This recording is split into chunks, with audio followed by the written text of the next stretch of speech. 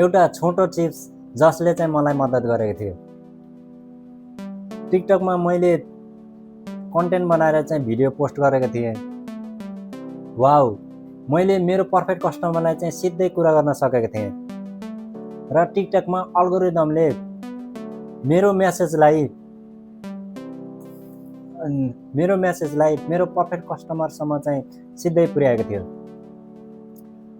र मैले त्यो मेसेजमा चाहिँ के भनेको थियो भने दिनको 2 घण्टा काम गरेर 100% प्रोफिट लिएर अरूले बनाइदिएको प्रोडक्टलाई आफ्नो ब्रान्ड बनाएर सोसल मिडियामा चाहिँ एट्र्याक्सन मार्केटिङ गर्न सकिन्छ भनेको थियो। र अटोमेसन सेटअप गरेर 24 घण्टा 7 दिन आफूले काम नगर्दाखेरि पनि त्यो इमेल सिस्टमले चाहिँ काम गर्छ भनेर भनेको थिएँ।